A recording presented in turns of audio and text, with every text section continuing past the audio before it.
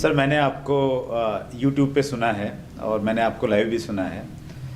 जब आप स्टेज पे होते हैं और जो आपका बॉडी लैंग्वेज है, जो आपका अंदाज है, जो आपकी डायलॉग डिलीवरी है, तो लोगों के हाथ थक जाते हैं सर, लेकिन उनके कान नहीं थकते। इस इंडस्ट्री में एक अच्छा वक्ता बनने के लिए क्या करना चाहिए? सबसे पहले दिल से बोलना चाहिए। अच्छा। जब भी हम आर्टिफिशियल टाइप कोई भी चीज़ बोलेंगे, और कई बार हम किताबी ज्ञान से इस तरह से भारी हो जाते हैं कि जिस चीज़ से प्रैक्टिकल हम कन्वेंस ही नहीं है उसको भी हम किताब में लिखा हुआ इसलिए बोल देते हैं। राइट। मैं ये नहीं कह रहा हूँ कि किताब में गलत लिखा होता है, हो सकता है किताब में सही लिखा हो, लेकिन आप उस चीज़ से तो कन्वेंस होने चाहिए। राइट। जब तक आप कन्वेंस नहीं है तब तक आप बोलेंगे, तब तक आपकी बात पर असर नहीं होगा। मैं एक छोटा सा एग्जाम्पल दे देता हूँ आपको।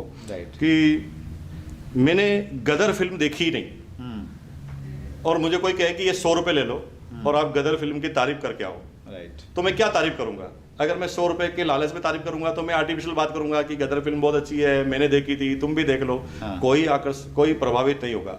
लेकिन अगर मैंने वास्तव में गदर फिल्म देखी है ना और सामने वाला पूछे कि ये फिल्म आपको कैसी लगी, तो मुझे ज़्यादा लंबी बात करने की जरूरत नहीं है। मैं एक बार कॉन्फिडेंस से इशारा करूँ ना, यार क्या गजब की पिक्चर है, तो सामने वाला आदमी 1 मिनट में इस बात को कैसे बोलेंगे सर? अगर आप कॉन्फिडेंस से बोलेंगे साहब बहुत जोरदार है, आपने कुछ नहीं बोला, सिर्फ यूं इशारा किया, तो सामने वाला पूरी फिल्म को समझ जाता है। राइट। क्योंकि यहाँ पर फिल्म जो है स्टोरी नहीं सुनाई जा रही, यहाँ पर कितने mm का पर्दा नहीं बताया जा रहा है, डोल्बी साउंड है कि नहीं ये नहीं बताया जा रहा, यहाँ पर आपको कॉन्फिडेंस बताया जा रहा है। और जब कॉन्फिडेंस बताया जाता है किसी भी चीज में, तो सामने वाले आदमी के दिल तक जाती है। लेकिन कॉन्फिडेंस तभी आता है जब आपने खुद ने उसका अनुभव लिया है।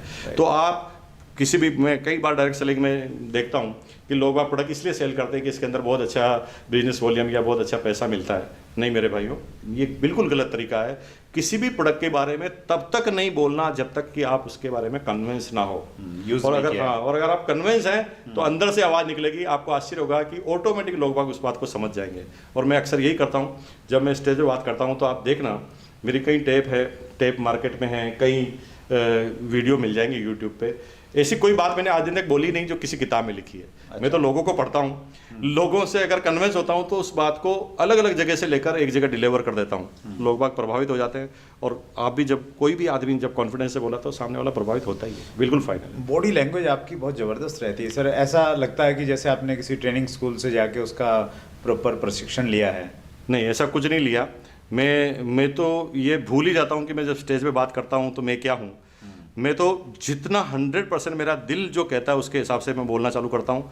और जब मैं फुल कॉन्फिडेंस में होता हूँ, जब मैं किसी चीज़ से बहुत ज़्यादा कन्विंस होता हूँ, तो बॉडी लैंग्वेज अपने आप बन जाती है। जब मैंने कहा ना, जब आप यूँ उंगली करते हैं तो ऑटोमेटिक बॉडी लैंग्वेज आती है, क्योंकि आपने उस फिल्म को देखा है। राइट। तो वही चीज़ लोगों पर, मतलब इंडस्ट्री को अगर जिएंगे, दिल से ये मानेंगे कि ये एक बहुत बड़ी इंडस्ट्री है और मैं जिस कंपनी के साथ में काम कर रहा हूँ मेरा सब कुछ है, तो फिर अपने आप अंदर से निकलेंगी चीज़ें। देखिए, लोगों के सोचने का तरीका अलग हो जाता है पूरा।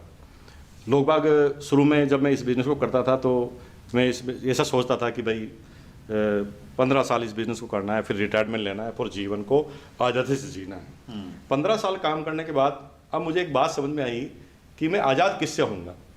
जो मेरी ज़िंदगी है, जो मैं लोगों से बात करता हूँ, क्या ये काम है? क्या काम क्या है और आराम क्या है? ये केवल दिमागी गेम है, इससे ज़्यादा कुछ भी नहीं है। अच्छा। अगर मैं आपसे कहूँ कि यहाँ 10 ईंटें पड़ी है, इसको इधर से उधर रखो, तो वो काम आपको लग रहा है। लेकिन जब आप जिम ज्वाइन करते हैं तो उतना ही वजन उठाते हैं, लेकिन पैसे देके आते हैं और एंजॉय भी करते हैं। तो ये दिमागी गेम है पूरा।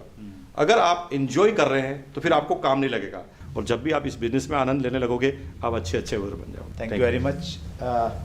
ये थे मुकेश कोठारी, इंडस्ट्री का एक जाना पहचाना नाम, बहुत बड़ी शख्सियत।